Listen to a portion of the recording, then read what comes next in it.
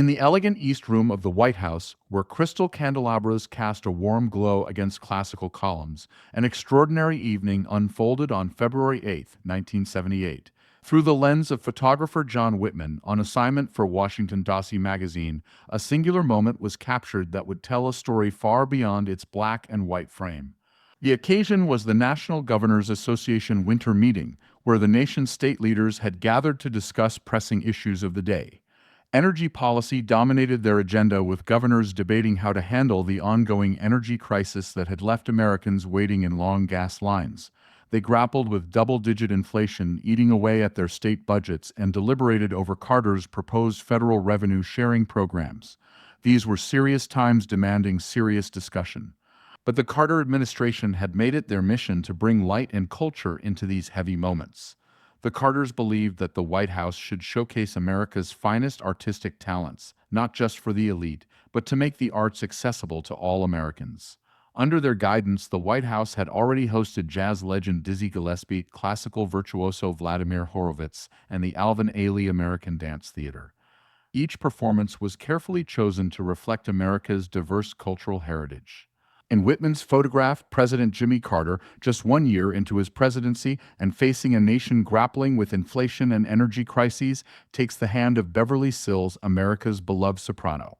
At 49, Sills was at the pinnacle of her career, her blonde hair elegantly styled, her white satin gown catching the light as she shared a dance with the 53-year-old president.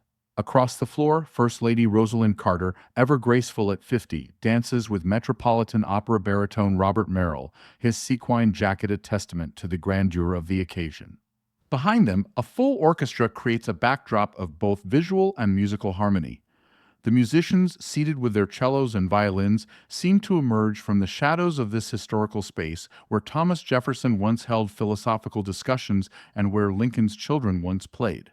Among the distinguished guests that evening was Alabama Governor George Wallace, now confined to a wheelchair following an assassination attempt 6 years prior. His presence carried profound symbolism, a once fierce segregationist, now 58, attending a celebration of American arts and culture hosted by a Democratic president from Georgia. Other governors in attendance were grappling with their own state-level challenges, from labor disputes to education funding, but for this evening, politics took a back seat to culture. The choice of performers was equally meaningful. Beverly Sills, the Brooklyn-born soprano who made opera accessible to everyday Americans through her regular television appearances and charismatic personality, shared the stage with Robert Merrill, the son of Jewish immigrants who rose to become one of the Metropolitan Opera's most celebrated baritones. Together, they represented the democratization of high culture, a perfect metaphor for the evening's blend of artistic excellence and democratic governance. The evening exemplified the Carter administration's broader cultural mission. In the months to come, the White House would host legendary blues artist B.B. King, opera star Leontyne Price, and the revered pianist Arthur Rubinstein. Each performance was carefully documented for television, making these rarefied moments accessible to millions of Americans in their living rooms. Whitman's photograph captured more than just another White House social function. His careful composition revealed the East Room transformed into more than just a formal reception space. It became a symbol of what made America unique: the ability to bring together state leaders from across the political spectrum, world-class artists, and the first family in a celebration of culture and democracy. The crystal candelabras, the classical columns, the black tie attire, and the music all spoke to the continuity of American traditions, even in changing times. This single photograph captures not just a moment, but an era when inflation was high, the Cold War was still raging, and the Panama Canal treaties dominated foreign policy discussions.